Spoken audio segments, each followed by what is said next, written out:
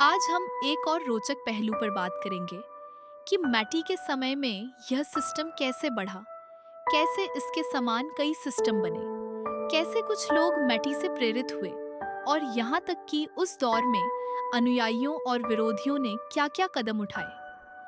ये पूरा अध्याय समझना जरूरी है क्योंकि यहीं से असली यात्रा शुरू होती है। जब कोई नया इन्वेंशन दुनिया में आता है, लोग उसे दो तरह से देखते हैं। कुछ लोग उसे तुरंत एक्सेप्ट कर लेते हैं और आगे बढ़ते हैं और कुछ लोग उसे क्रिटिसाइज करके रिजेक्ट कर देते हैं। यह दुनिया का सच है कि सत्य को शुरू में बहुत कम लोग पहचानते हैं, लेकिन सत्य फिर भी सत्य ही रहता है। समय बताता है कि कौन सा इन्वेंशन या कॉन्सेप्ट असली है।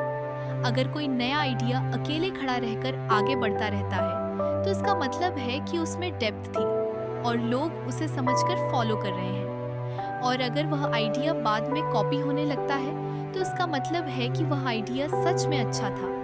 तभी लोग उसे अपने तरीके से अपनाने लगे। कुछ लोग सत्य को पहचानकर फॉलो करते हैं, कुछ लोग ट्रूथ से इंस्पायर होकर उसे आगे बढ़ाते हैं और कुछ लोग सिर्फ कॉपी करते हैं, बिना डेप्थ समझे, बिना मीनिंग पकड़े। जब कोई आइडिया कॉपी होता है, तो वही लोग जो पहले उसे रिजेक्ट करते थे, बाद में उसी कॉपी को नए रूप में दुनिया के सामने रखते हैं। पहले विरोध, फिर स्वीकार। हमारे सिस्टम का इतिहास भी कुछ ऐसा ही है, जहां यही सब हुआ। मैटी को पहले रिजेक्ट किया गया, फिर लोग उनसे इंस्पायर हुए और फिर उनकी कॉपी की गई। फर्क बस इतना था कि जो लोग मैटी से इंस्पायर हुए, वे ग्रो हुए और जो सिर्फ कॉपी करते रहे, वे आगे नहीं बढ़ पाए। आप हैरान होंगे कि कुछ क्रिटिक्स ने तो हद कर दी। उन्होंने फेक न्यूज़ फैला दी कि मैटी की डेथ हो गई है, जबकि मैटी जिंदा थे और उन्होंने खुद कई बार पब्लिक में आकर कहा कि वे अलाइव हैं और अपना काम आगे बढ़ा रहे हैं।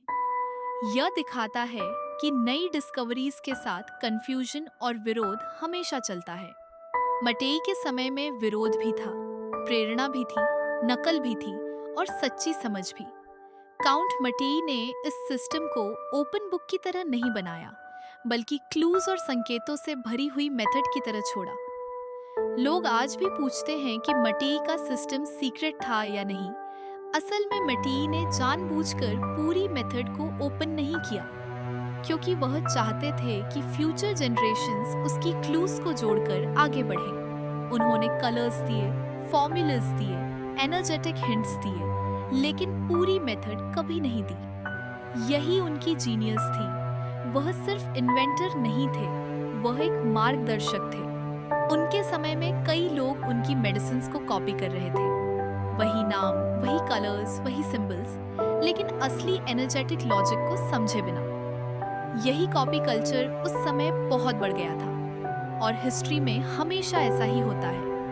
नई चीज पहले अपोज होती है, फिर कॉपी होती है और बाद में लोग उसे अपनी सोच के हिसाब से बदल देते हैं।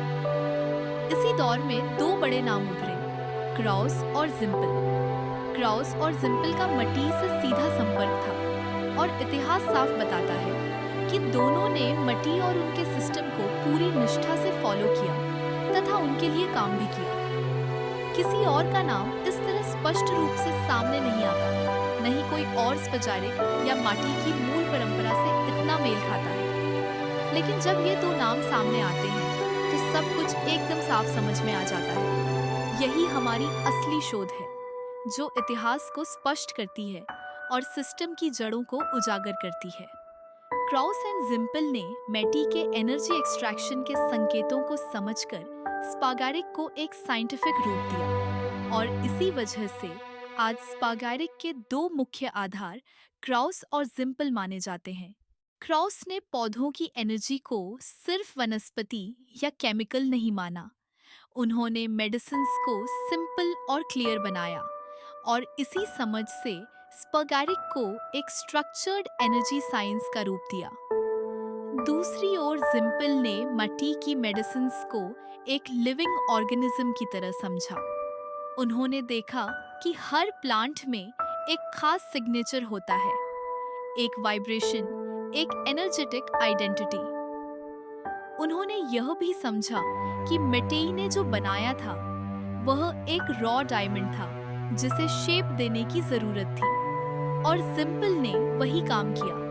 इसी तरह दो स्पेजारिक मेथड्स बने, क्रॉस मेथड और सिंपल मेथड, और दोनों ने डायरेक्ट और इनडायरेक्ट तरीके से इलेक्ट्रो होम्योपैथी को यूरोप में फैलाया, उसे मेडिकल क्लैरिटी दी और उसे ऐसा सिस्टम बनाया जिसे कोई भी प्रैक्टिशनर आसानी से सीख सके। दोनों ने मेटी को कॉपी नहीं किया, बल्कि उनसे इंस्पायर होकर नया और इंडिपेंडेंट सिस्टम बनाया। दूसरी तरफ माटी के सबसे बड़े विरोधी होम्योपैथ्स थे, लेकिन नेचर का खेल देखिए। इन्हीं लोगों ने बाद में माटी की आइडियाज से इंस्पायर होकर कॉम्प्लेक्स होम्योपैथी बनाई।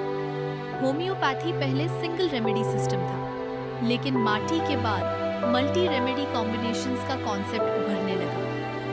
मेटी ने मल्टी एनर्जी कॉम्बिनेशंस का संकेत दिया, और बाद में कई होम्योपैथिक कंपनीज ने कॉम्प्लेक्स होम्योपैथी को अपनाया। आज भी कई कंपनीज माटी से इंस्पायर होकर स्पाजरिक, कॉम्प्लेक्स होम्योपैथी और एनर्जेटिक फॉर्मुलेशंस बना रही हैं। यह सब रियल है। मॉडर्न स्पैजरिक प्रैक्टिस में क्रॉस और सिंपल की मेथड्स बहुत करीब आ गई हैं, क्योंकि दोनों ने धीरे धीरे मटाई ट्रेडिशन से स्ट्रक्चरल इंस्पिरेशन ली है। Clean extraction, proper mineral salt recovery और प्लांट एलिमेंट्स के बैलेंस्ड रिकॉम्बिनेशन पर दोनों का समान जोर है। आज के एस्पाजाइरिक प्रैक्टिशनर्स क्रॉस की प्रोसेस को सिंप्लीफाई करते हैं, जबकि सिंपल मेथड को ज्यादा प्योर मिनरल प्योरिफिकेशन और डिसिप्लिन्ड रिकॉम्बिनेशन से एनरिच करते हैं। नतीजा यह है कि दोनों सिस्टम्स प्रैक्टिकली एक जैसी आइडेंटिटी शेयर करते हैं, क्लीन एक्सट्रैक्शन, प्रॉपर कैल्सिनेशन और बैलेंस्ड रिकॉम्बिनेशन। क्रॉस में हल्का सा हिस्टोरिकल होम्योपैथिक इन्फ्लुएंस है, जबकि सिंपल पूरी तरह नॉन होम्योपैथिक प्योर स्पागेरिक है। फिर भी डेली प्रैक्टिस में दोनों के बीच का फर्क बहुत कम रह गया है। अब सवाल यह है कि मेटी से इंस्पायर होकर हम एक प्योर इंडिपेंडेंट सिस्टम बनाएं या होम्योपैथी रिलेटेड सिस्टम।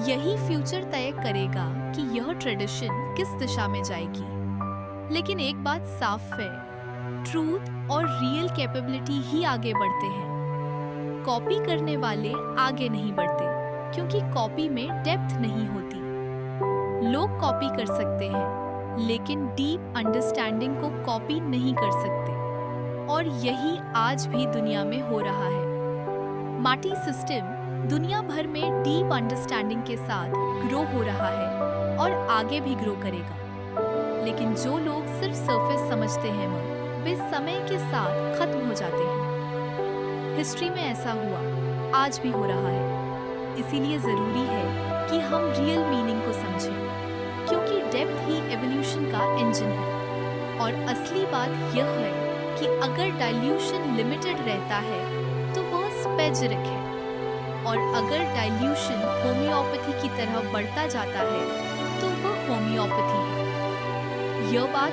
बहुत डीप और इम्पोर्टेंट है। यही पूरे सिस्टम की स्पाइनल कॉर्ड है। उम्मीद है आपको यह टॉपिक पसंद आया होगा। ट्रूथ को पहचानने वाले हमेशा कम होते हैं, यह दुनिया का नियम है। ट्रूथ धीरे धीरे ही जीतता है, लेकिन जीतता जरूर है। हम आशा करते हैं कि आप इस मार्ग पर चलकर हमारे सिस्टम को मजबूत बनाएंगे, ना कि इसे सिर्फ सुनकर अनदेखा कर देंगे। असली ताकत तभी आती है जब ज्ञान को अपनाया जाए और आगे बढ़ाया जाए। अब हम अगले वीडियो में एक नए विषय के साथ फिर मिलेंगे। वीडियो को देखने के लिए धन्यवाद।